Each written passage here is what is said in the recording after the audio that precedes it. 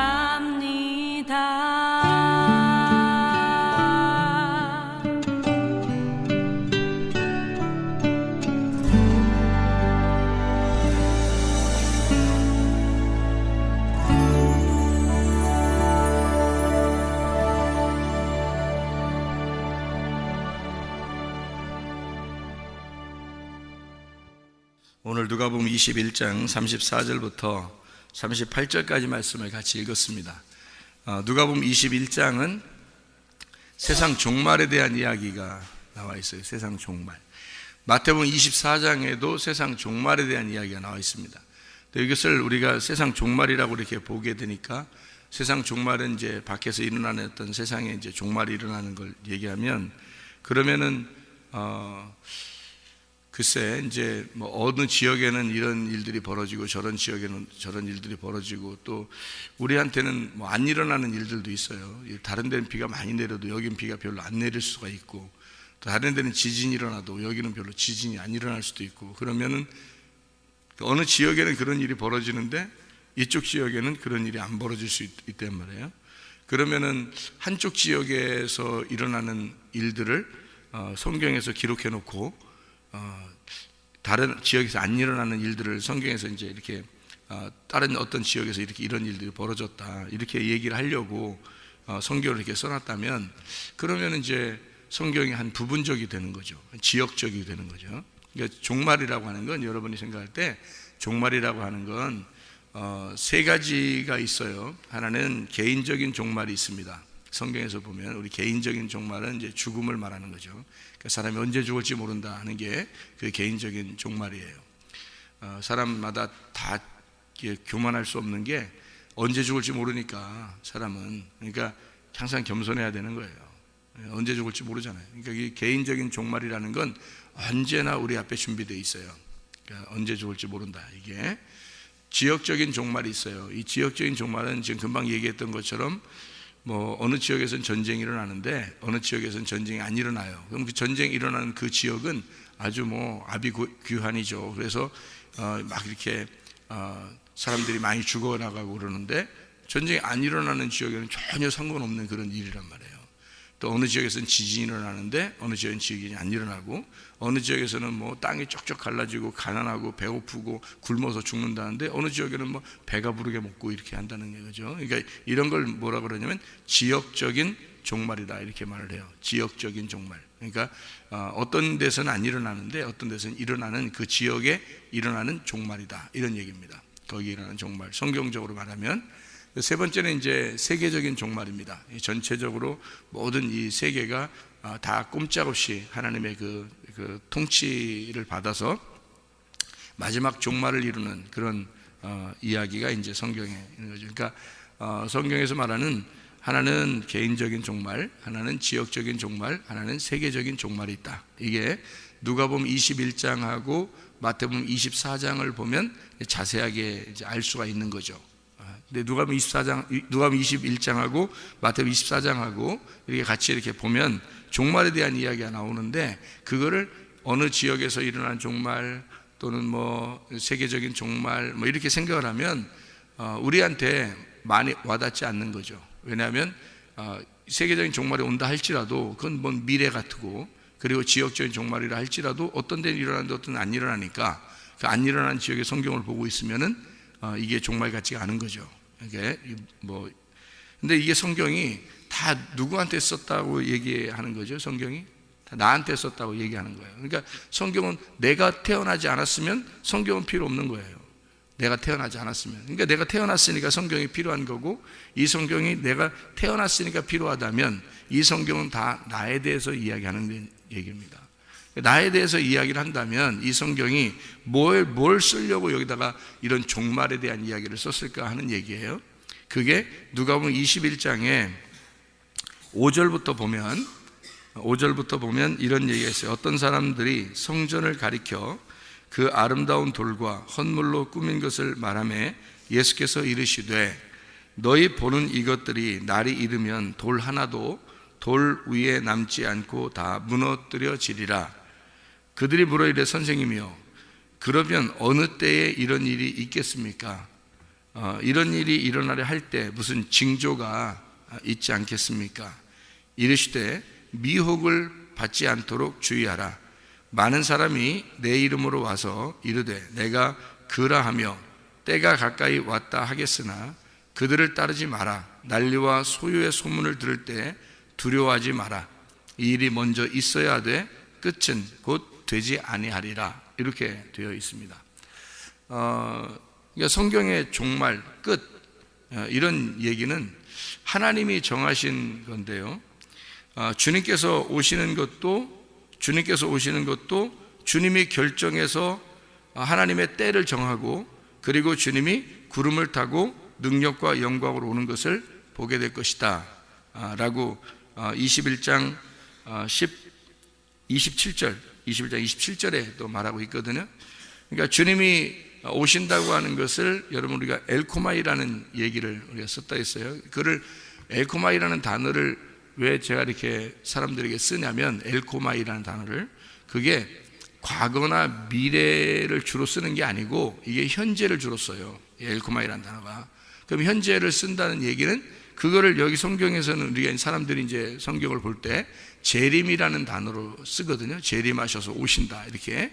그러니까 사람들이 생각할 때는 재림하셔서 오시는 거니까 어느 날 우리에게 미래에 오실 것이다 라고 이렇게 생각을 하면서 성경을 봐야 되는데, 그런데 그 엘코마이라는 단어가 현재를 썼단 말이에요. 그러면 현재를 썼다는 얘기는 지금 온다는 얘기거든. 그럼 지금 온다는 얘기는 앞으로 온다는 얘기가 아니라 지금 온다는 얘기니까 지금 내게 주님이 오셔야 되는 거예요. 그러면 지금 내게 주님이 오신다는 얘기는 지금 뭘로 오시는 거냐고요. 성경을 읽는 독자에게, 성경을 읽고 있는 사람들에게 지금 오고 있다라고 말하는 것이죠, 이게. 그러니까 엘코마이라고 하는 그 주님이 오신다는 것은 먼 미래를 얘기하는 게 아니고 이미 왔다 옛날에 그런 얘기가 아니라 지금 온다는 말로 하나님 말씀이 지금 전달될 때 네 안에 지금 오신다, 이렇게 말하는 것이 되어야 재림이 된단 말이에요. 그러니까 주님의 재림은 누구를 위해서 오는 거예요? 나를 위해서 오는 거죠, 물론. 그러니까 이제 재림은 누구를 위해서 온다 그러면, 재림이라는 게 왜 재림이라 그래요? 다시 오니까 재림이라 그러는 거예요.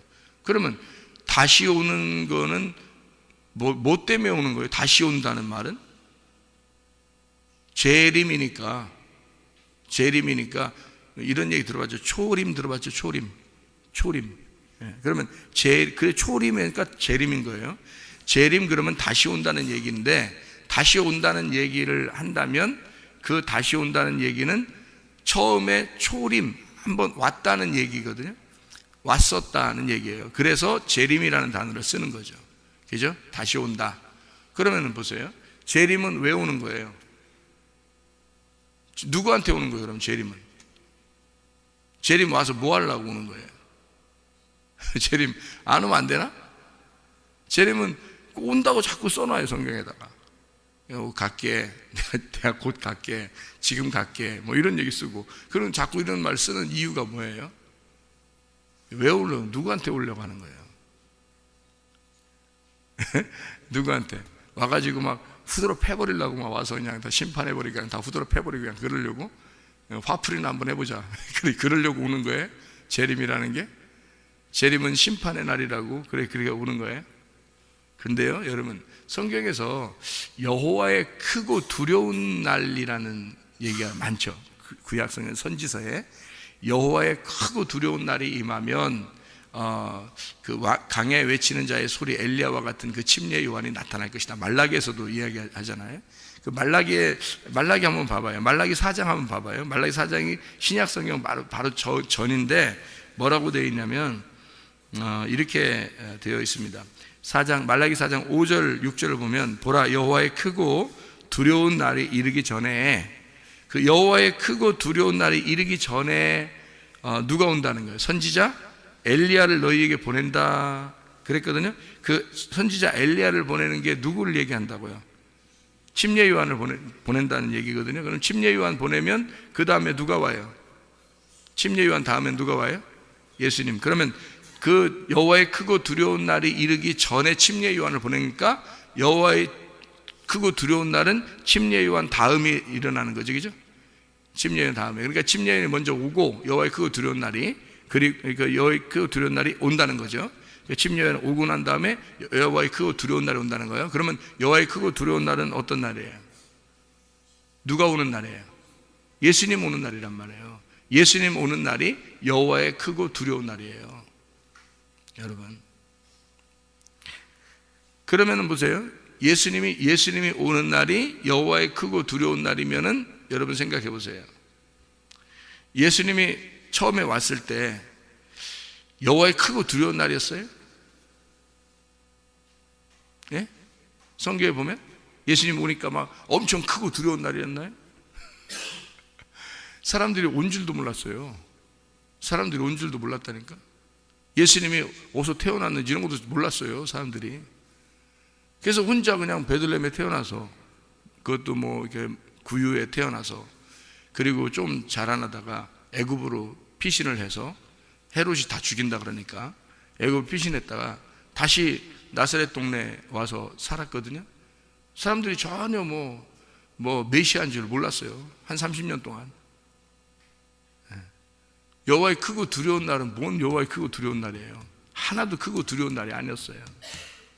그렇게 30년 동안 살다가 3년 반 동안 이제 자기가 메시아라고 하면서 소개하면서 요한한테 침례를 받으시고, 그때부터 시작해서 뭐 그냥 일을 하기 시작하는데 막 귀신을 쫓아내는 거예요.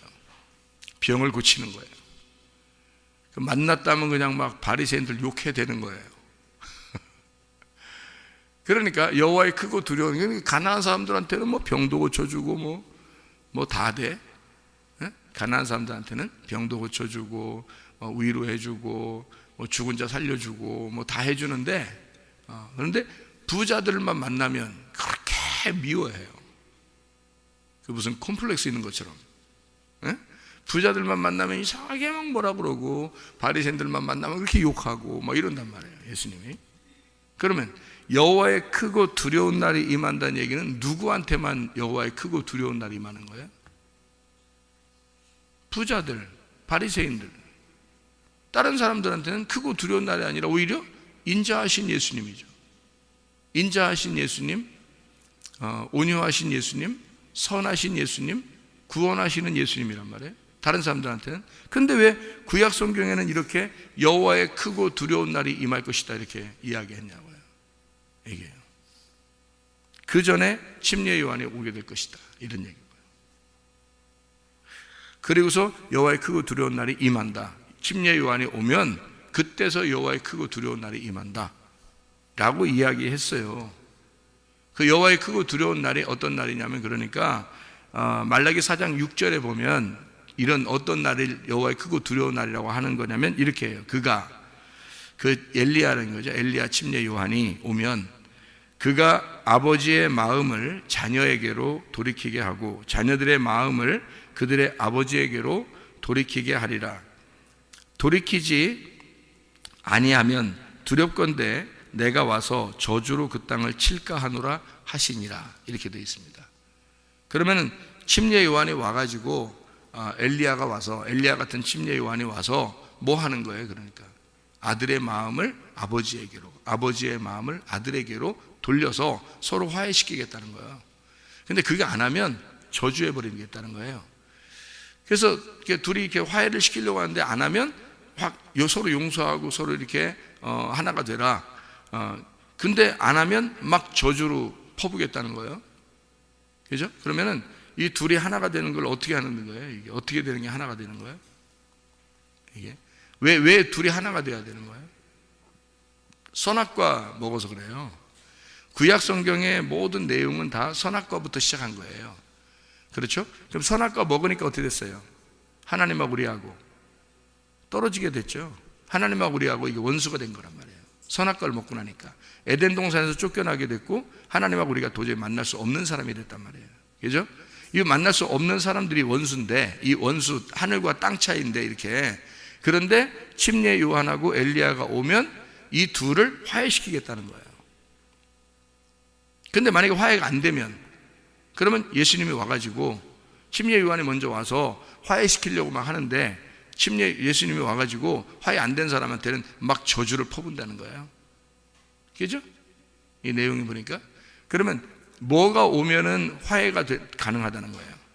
침례 요한, 엘리야 같은 침례 요한이 들어오면, 그러면 가능하다는 거예요. 이게 아버지의 마음을 아들에게, 아들의 마음을 아버지를 알게 하는 거죠, 서로.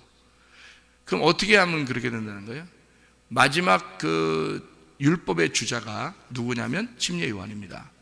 그러니까 율법의 대표인 선지자가 엘리야고요, 율법을 수여받은 자가 모세입니다. 그러니까 대표적인 사람이 성경에서 구약에 모세, 엘리야, 침례 요한이에요. 이 대표적인 사람, 율법에 대한 대표적인 사람이 세 사람이에요. 누구냐면 모세, 수여를 받은 사람, 율법을 수여받은 사람, 이것을 활용해서 전쟁을 한 사람이 엘리야고요. 그리고 이것을 마지막 주자로 예수님에게 넘겨주는 사람이 침례 요한입니다. 그러니까 이 침례 요한은 예수님에게 안수해서 모든 이 구약에 있던 죄들을 다 예수님에게 넘겨주는 역할을 하는 거예요. 그러니까 다시 말하면 율법으로 죽을 수밖에 없는 이것을 예수님에게 넘겨줘서 죽으라고 하는, 그래서 요단강에서 침례를 주는 거죠. 그래서 거기서 침례를 주고 난 다음에 올라올 때, 침례 줄 때는 죽으러 들어가는 거고 올라올 때는 부활해서 올라오는 거니까, 올라올 때 하나님이 이제 자기 사랑하는 아들이라고 얘기해 준 거예요. 그렇게 하고서 예수님이 일을 시작한 겁니다. 그거 하고서 일을 시작했어요. 일을 시작하는 게 3년 반이에요. 그 전까지 예수님이 있는 조차도 몰랐어요. 사람들이 예수님이 누군지도 몰랐어요. 예수가 메시아인지 그것도 아무것도 몰랐어요. 30년 동안 그냥 이 땅에 사는데 사람들과 똑같이 그냥 사신 거예요. 그래서 3년 반 동안 일을 할 때 그때 이제 알았는데, 그 3년 반 동안 일할 때 보니까 꼭 부자들, 바리새인들 만나면 다 욕해대는 거예요. 저주해버리고 독사의 자식이라 하고. 그러니까 이 독사가 그 뱀의 자식이라고 하는 게 이유가 있어요. 괜히 그렇게 야 개자식아 이럴 수도 있잖아요. 어? 이 호랑이 자식아, 이 사자 자식아 이럴 수도 있잖아요. 그런데 독사의 자식아, 뱀의 자식아 이렇게 하는 거예요. 왜 그렇게 이야기하냐면 구약에 뱀에 의해서 선악과를 먹었기 때문에 그런 자식아라는 얘기예요. 예수님이 일부러 하는 얘기잖아요. 일부러. 그러니까 예수님이 그 저주를 하는 것은 뭐 때문에 떨어졌다는 걸 설명한다. 선악과 때문에 떨어졌다 너희가. 그러니 너희가 알고 있는 지식이 하나님과 멀어지게 하는 것이다. 너희들이 알고 있는 지식이, 그러니까 네가 가지고 있는 의견, 네가 가지고 있는 그 견해가 하나님과 멀어지게 하는 것이다. 그래서 예수님이 그거를 합해 주러 오는 거예요. 어떤 사람에게만? 그 멀어진 것을, 하나님과의 관계가 멀어진 것을 자기 가슴이 찢어진 사람, 그들에게만 예수님이 찾아온다는 거죠. 그러니까 이 가슴이 찢어진 사람에게만 찾아오는데 누가 가슴을 찢어놔요? 엘리야, 침례 요한이 가슴을 찢어 놓는 거예요. 그러니까 모세, 엘리야, 침례 요한이 우리한테 오면은 우리 가슴을 찢어 놓는다고요. 그럼 그 찢어진 가슴에게는 예수님이 찾아오시는 거고, 안 찢어진 사람에게는 예수님이 와가지고 저주해 버리는 거예요. 가슴이 안 찢어진 사람에게는. 그러니까 침례 요한한테서 가슴이 찢어진 사람은 구원받는 거고요, 그 사람들이 안 찢어진 사람은 예수님이 와서 저주해 버리는 거고, 그게 말라기 4장의 내용입니다. 이해가 되시겠죠? 무슨 말인가? 그러면 예수님이 온다는 거는 먼저 이렇게 오셨어요. 그런 식으로 오셨어요. 예수님이 와가지고 여호와의 크고 두려운 날, 어떤 사람에게만 크고 두려운 날이었냐면 가슴이 안 찢어진 사람에게만. 근데 가슴이 찢어진 사람은 여호와의 크고 두려운 날이 아니라 구원의 날인 거예요. 예수님이 오신 게. 가슴이 찢어진 사람에게는, 이미 가슴이 찢어진 사람에게는 여호와의 크고 두려운 날이 아니라 이게 구원의 날이란 말이에요. 그래서 동시에 구원과 저주가 동시에 같이 온 거예요. 예수님이 와가지고 가슴 안 찢어진 사람한테는 저주하고, 가슴이 찢어진 사람에게는 구원을 베풀고, 그렇게 오신 거죠, 예수님이. 그러니까 침례 요한이 먼저 와서 가슴을 찢어요. 안 찢어지면 예수님이 와가지고 저주하고, 찢어지면 예수님이 와서 구원해주고, 이렇게 찢어진 사람들이 누구냐면 삭개오, 사마리아 여자, 가늠한 여자, 이런 사람들이에요. 병자들, 소경, 이런 사람들이에요. 이런 사람이 다 가슴 찢어진 사람들을 표현하기 위해서 그런 거예요, 성경에. 그 표현하기 위해서. 근데 딴 사람들은 그 가슴 찢어진 이 사람들을 원래 죄인이라고 생각했대요. 그러니까 자기들은 의인이고 부자라고 생각했고요. 근데 딴 사람들은 가난하고 거지고 죄인이고 병자들이고 이렇게 생각해요. 하나님 못 만난다고 생각한 거죠. 온전하지 못하다, 이 사람들은. 그러니까 하나님께서 직접 와가지고 그 온전하지 못한 사람들을 구원하러 온 거예요. 그러니까 환자들, 병자, 자기가 아프다고 하는 사람들에게만 의사가 온 거예요. 나머지 건강하다고 하는 사람들한테는 의사가 필요 없는 거예요. 그러니까 의사 필요 없는 사람들은 그 하나님하고 여전히 떨어져 있는 상태가 되는 거죠. 근데 자기가 찢어진 사람, 나 환자입니다, 나 병자입니다 라고 의사가 필요합니다 라고 온 사람들한테는 하나님이 와버리는, 만나버리는 거예요. 의사를 만나버리는 거죠. 근데 이 의사가 필요 없는 사람에게는 하나님하고 여전히 떨어져 있는 거예요. 그러니까 떨어져 있는 사람은 원수잖아요. 그러니까 예수님이 그 사람들을 저주할 수밖에 없는 거예요. 왜 저주하는 거예요? 왜 저주하는 거예요? 막 뭐라고 하고 이 뱀자식하고 막 왜 그렇게 욕하고 그래요? 왜 이렇게 그래요? 왜 그러는 거예요? 돌아오라고 그러는 거예요. 왜 너희들은 침례 요한에 의하여 찢어지지 않았느냐? 내가 와서 너를 심판할 테니까 다시 넌 내게로 돌아와라, 그 말이거든요. 아니, 하나님의 마음을 아셔야지 우리가, 그죠? 하나님이 그렇게 막 잔인하게 그 사람들 다 무너뜨리고 그냥 죽여서 지옥 보내기고 싶어가지고 이러는 거냐 이거예요. 그런 의미가 아니잖아요. 예수님은 와가지고 너희들이 왜 침례 요한한테 찢어지지 않았냐? 내가 왔으니 내가 너를 찢어놓겠다. 그러니까 너희들한테 여호와의 크고 두려운 날인 거죠. 여호와의 직접 여호와가 와버렸으니까, 너희들 침례 요한한테 말 안 들었으니까 여호와가 직접 와서 너희들에게 가슴을 찢어 놓을 테니까 내게로 돌아와라 이거죠. 아버지 하나님께 돌아와라. 그래서 가슴을 찢으러 온 거예요. 그러니까 그게 여호와의 크고 두려운 날이라는 거지. 예수님이 오실 때는 항상 이 두 가지가 같이 일어납니다. 두 가지가, 하나는 여호와의 크고 두려운 날이기 때문에 하나는 심판이 일어나고 하나는 구원이 일어나요. 처음에 오실 때도 그랬어요. 그러면 다시 오시는 예수님은요, 다시 오실 예수님은 왜 오시겠어요? 처음에 오실 때 그렇게 오셨다고요? 이게 예언된 말씀처럼 예수님이 오셔가지고 그렇게 하셨다고. 그러면 다시 오시는 예수님은 지금 우리에게 다시 오셔야 되잖아요. 우리에게 다시 오셔야 되는데 그 다시 오실 예수님은 어떻게 오시겠어요, 여러분? 어떻게 오시겠어요? 왜 오는 거예요? 그리고 왜 예수님이 다시 오신다면서요? 그러면 다시 오시면 왜 오는 거예요? 재림 그러대 사람들이. 그러면 그 재림은 왜 오시는 거예요? 예? 구원받은 사람 데리고 가려고 오는 거예요. 구원받은 사람 데리고 가려고. 그렇죠? 그걸 재림이라 그런다고. 그러면 나머지는 어떻게 되는 거예요? 구원받은 사람 데리고 가면 나머지는 어떻게 되는 거예요? 그때는 기회가 없는 거예요. 기회가 다 끝난 거예요. 기회가 사라진 거야. 다시 오실 예수님은, 그러니까 처음에 오시는 예수님은요, 처음에 와가지고 두 개의 일을 다 같이 합니다. 심판하고 구원하는데, 심판하는 목적이 있어요. 구원받으라는 겁니다. 그죠? 그리고 환자들에게 구원해주는 그런 치료자 예수님이었어요. 재림하시는 예수님은 그 치료해준 자기 백성들이 하나님 말씀으로 잘 양육받아서 있는 백성들을, 재림하신 예수님은 그들을 데리고 가는 거예요. 구원하려고 오시는 겁니다. 목적 자체가. 그러니까 이들을 구원해서 데리고 가려고 재림하시는 거거든요.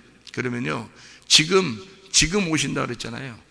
재림이 지금 내게 말씀하신다 그랬잖아요. 그죠?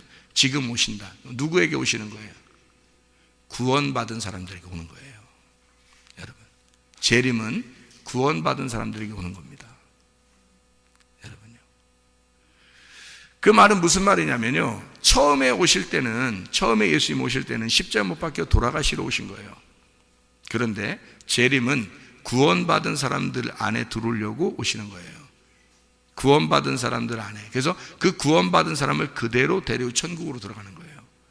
그 시간이 재림이에요, 여러분에게. 그래서 현재를 쓴 거예요. 지금 너는 천국으로 들어가야 된다. 지금 너는 하늘나라를 경험하고 살아야 된다. 지금 너는 혼인잔치에 들어와야 된다. 지금 너는 천국으로 가야 된다. 요거를 말하기 위해서 재림을 현재로 쓴 겁니다. 재림을. 그게 말씀으로 들어오신다는 얘기거든요.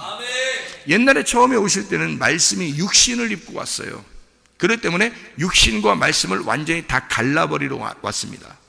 그런데 재림하시는 그 주님은 하나님의 자기 백성들을 모아놓고 거기다가 말씀하시는 거예요.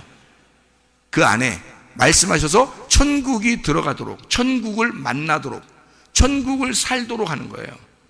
그러니까 처음에 오시는 예수님은 천국이 이 땅에 만나러 오신 거죠. 그죠? 만나러 오셨어요. 그랬더니 충돌이 일어나더라. 지옥을 사는 사람들이, 땅을 사는 자들이 하늘이 내려오니까, 갑자기 하늘이 내려오니까 하늘과 땅이 팍 갈라지고 이게 충돌이 일어나더라는 거죠.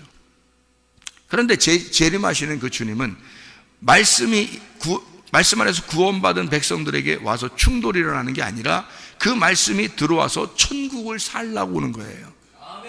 그러니까 침례 요한이 회개하라 천국이 다가왔느니라 라고 얘기하죠. 그러면 예수님은 또 뭐라 그래요? 회개하라 천국이 왔다, 이런 말 하죠. 똑같은 말 하죠. 그럼 왜 똑같은 말인데 똑같은 말이에요? 다른 말이에요? 다른 말이에요. 처음에 침례 요한이 말했던 회개하라 천국이 왔다라는 말은 너 예수님이 오신다는 거예요. 예수님이 오신다. 그러니까 말씀이라는 천국이라는 예수님이 오시니까 너희들을 회개하라는 얘기예요. 그 오시니까. 그러면 예수님이 말하는 회개하라 천국이 왔다라는 말은 뭘까요? 그 말은 너희들 회개해라 천국을 살아야 된다는 말입니다. 너희들은 지금 천국을 살아야 된다는 말이에요. 예수님이 와가지고 예수님이 온 사람들이 천국을 안 살면 그거 잘못된 거죠. 예수님이 왔는데 천국을 못 살아. 그러면 잘못된 거잖아요. 그죠? 그래서 예수님이 왔으면 회개해야 돼. 그리고 천국을 살아야 돼. 그 말입니다. 예수님은. 그러니까 침례 요한의 회개하라 천국이 다가왔다는 말하고 예수님의 회개하라 천국이 다가왔다는 말은 조금 뉘앙스가 다른 거죠. 예수님 말할 때는 회개하라 천국이 왔으니까 천국을 누리며 살아야 된다. 너희들이 천국과 함께 살아야 된다. 그 말이에요. 그래서 예수님을 믿은 사람들이 예수님과 함께 그냥 살아가는 거예요. 이 살아가는 게 천국이라고요. 이게. 천국이라고 하는 걸 보면 여러분이 생각할 때 막 그냥 막 휘황찬란한 요것만 또 생각하는데 그런 천국일까? 천국이 뭐라고 했어요? 천국이 뭐라고 했어요? 천국이 뭐라고 했어요? 이렇게. 이렇게. 천국이 뭐라고요? 이게? 네, 천국이 말씀이에요. 천국이 말씀의 나라, 말씀이란 말이에요. 그럼 말씀이 뭐죠? 하나님이고, 하나님이 누구죠? 예수님. 그러면 예수님, 하나님, 말씀, 이게 천국이에요. 그러면 이 천국을 너희가 살아라 라는 말은 뭐겠어요? 이 말씀으로 살아라. 그러면 말씀 안에는 그냥 휘황찬란한 좋은 것만 있나요? 아니면 슬픔과 고통과 이런 것도 같이 있나요? 슬픔과 고통과 괴로움과 염려와 근심과 축복과 기쁨과 이런 행복과 이런 거 다 있죠, 같이. 다 같이 있는데 그 같이 있는데 가족이 함께 울고 가족이 함께 슬퍼하고 가족이 함께 기뻐하고 가족이 함께 행복해하고 이런 것들 있죠. 성경에 똑같은 얘기예요. 천국이라고 하는 게 이 땅에서 살고 있을 때는요, 그 모든 게 같이 있는 임마누엘이란 말이에요. 하나님이 그렇게 같이 나와 함께 있는 게 천국이라고요. 그게. 근데 사람들이 천국 그러면 휘황찬란한 천국만 생각하기 때문에 어느 날 미래에 그냥 천국만 생각하고 지금은 천국이라고 생각 안 하는 거죠. 조금만 아프면, 조금만 문제 생기면, 조금만 슬픈 일만 생기면, 조금만 괴로우고 염려, 근심이 생기면 그건 다 지옥같이 생각하는 거죠. 말씀이 들어온 게 천국인데 그 말씀에는 그 안에 다 들어있는데 염려와 근심과 복과 저주와 기쁨과 행복과 이런 게 다 들어있잖아요.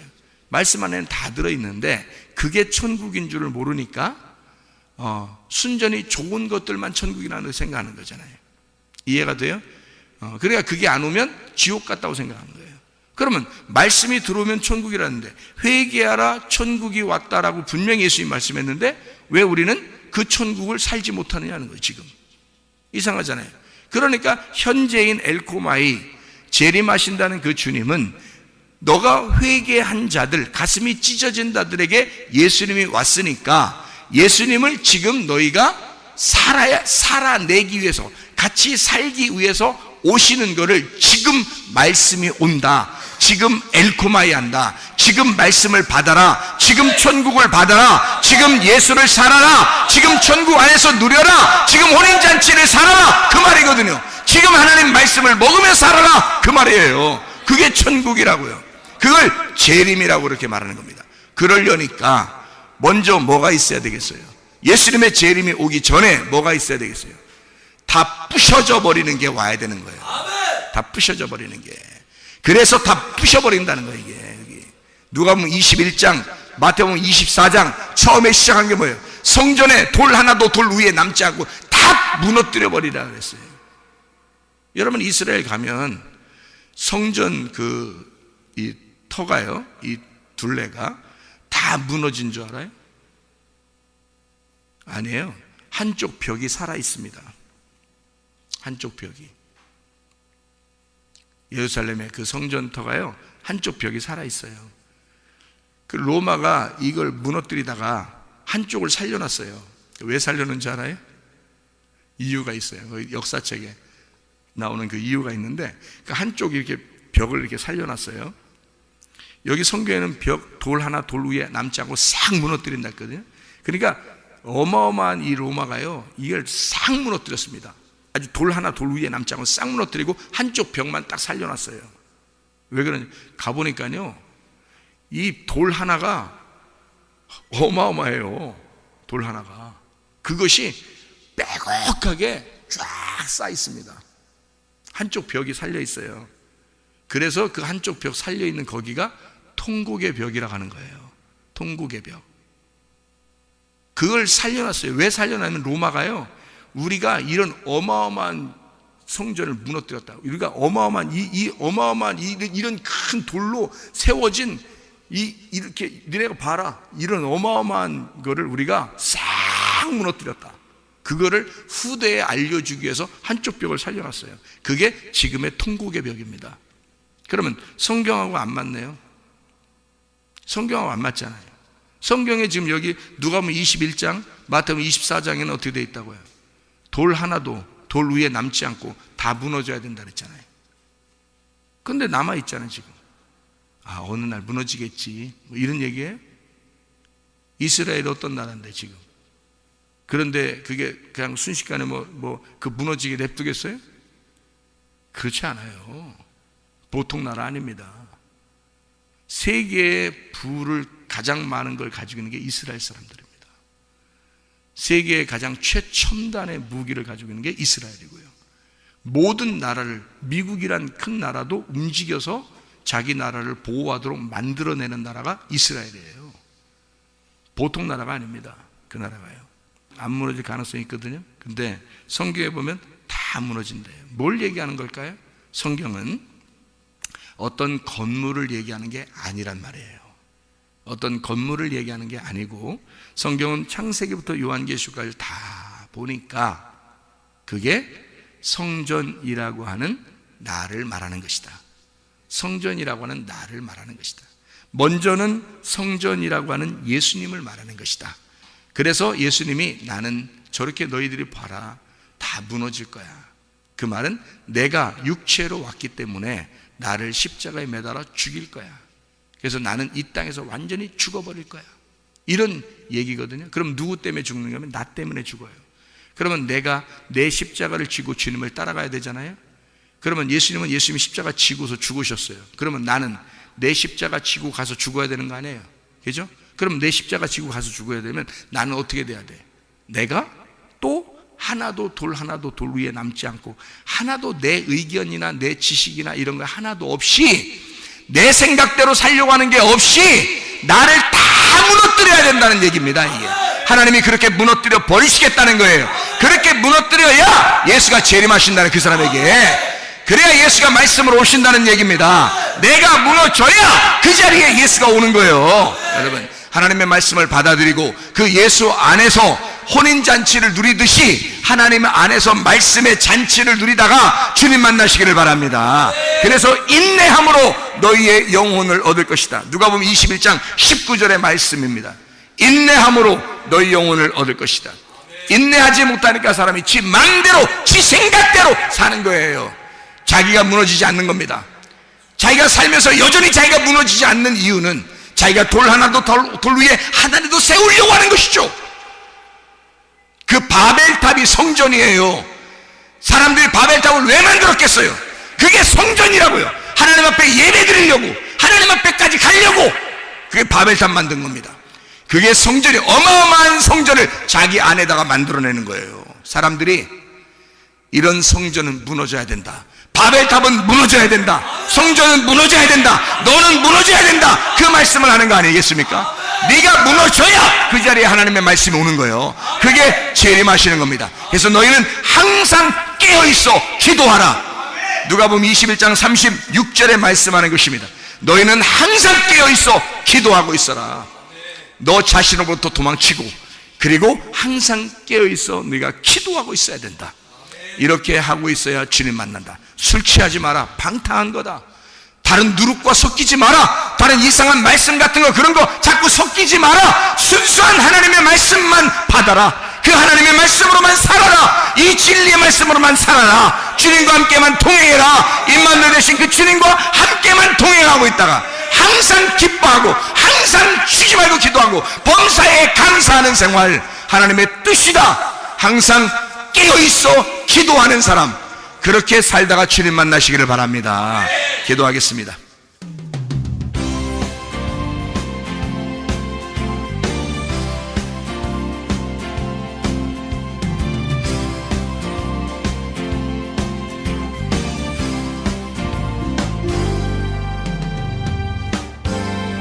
너는 담장 너머로 뻗은 나무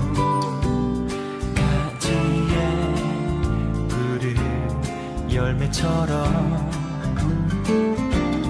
하나님의 귀한 축복이 삶에 가득히 넘쳐날 거야. 너는 어떤 시련이 와도 능히 이겨내 발이 있어. 전능하신 하나님께서 너와 언제나 함께 하시니 너는 하나님의 사랑, 아름다운 하나님의 사랑. 나는 널 위해 내 길을 축복할 거야. 너는 하나님의 선물, 사랑스러운 하나님의 열매, 주의 품에 꽃 피우는 나무가 되어줘.